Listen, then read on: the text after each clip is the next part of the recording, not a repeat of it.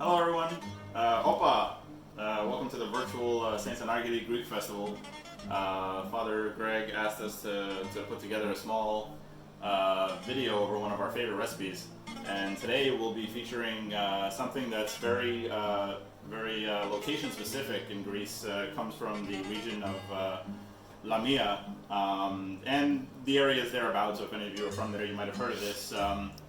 Yaya calls it Mamaliga, and what it is basically a very seasonal, summer-forward dish, something that you can put together quite easily from your summer and fall farmers markets. So what we have here is some, this is basically like 2 summer green zucchini that's coarsely shredded. And then we have some all-purpose flour, some grated kefalotiri cheese, some feta cheese, because you can't really have a Greek dish without that. You have some 2 eggs here, maybe a 1/4 cup of milk, a splash of olive oil, and this is a mixture of salt, pepper, and oregano. So basically, this is a very simple dish.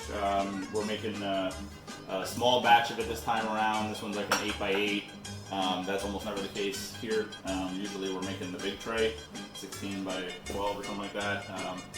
So you can always scale up or down accordingly, and this one is meant to be quite thin, and Yaya always says it's 1 finger width and thickness. But the thinner the better to some extent, because you'll get it to crisp up. And so the seasonings are really to taste. I usually put quite a bit of pepper. The zucchini doesn't have too much flavor on its own. But it takes on the flavor of some of the items that you add, especially the pepper and the feta. So the feta adds kind of the saltiness to it. So yeah, we can go ahead and get started. So everything's already kind of prepared here. So the first thing we're going to do is take all of your zucchini into your bowl. Kind of clean that out. Alright, so butter zucchini. You can shred it finer than this, it'll just take you longer. And so the best thing is usually just to use a coarse grating. So this recipe really doesn't, it's a classic Greek recipe from your Greek grandmother, so doesn't really have any kind of measurements.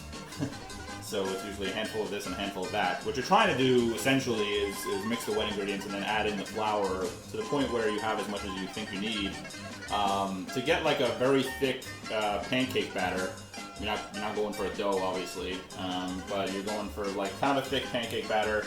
Shouldn't be too runny, and then you want about a finger width in your pan that you're using. So in this case, we'll go ahead and add the eggs. Got that. The milk is just a little bit. Generally, I may have more here than we need. Really, a splash out of your jug is fine.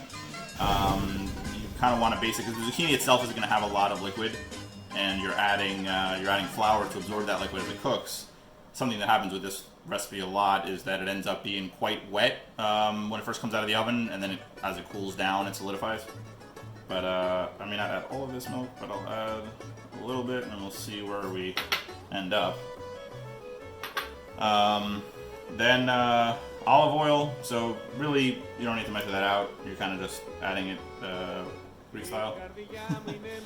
And then you can basically add your seasoning. In this case, you can see how pepper heavy this is, but this is also some oregano. So and you get a lot of your salt, which is also in here from your feta. So I guess you can not be too heavy with salt. You don't prefer your food salty. So then the feta we can crumble in here. And it's always a fun experience. Get your hands nice and dirty. But feta is one of the stars of the show here. So you can see it starting to thicken up. It's sort of clumpy.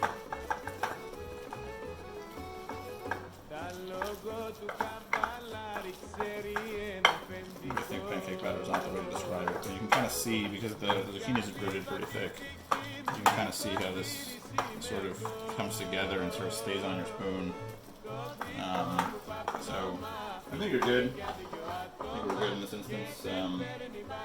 Blow this in, maybe kind of add a little bit of olive oil, but just in case it does tend to stick, you have the oil.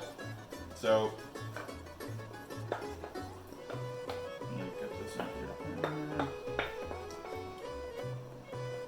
So you can see that this may end up being thicker than one finger.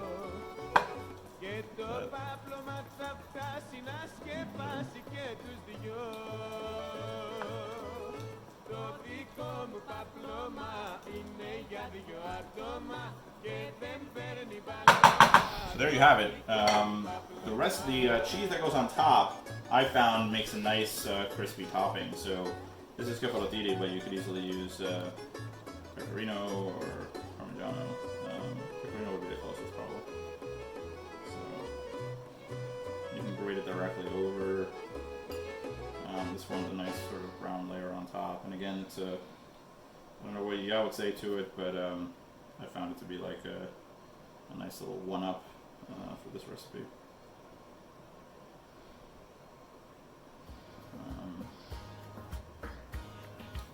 And then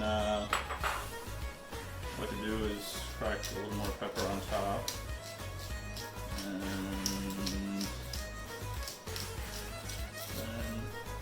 a little olive oil drizzle on top for decoration. Good measure.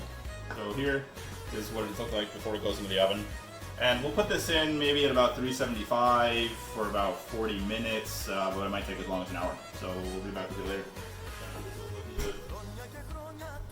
Look at this golden brown, a little dark on the top from all the cheese. Alright, so we got a chance to cut it there. Look at that. Perfect thickness, smells great, nice and crispy on top, crispy on the sides. Give it a try.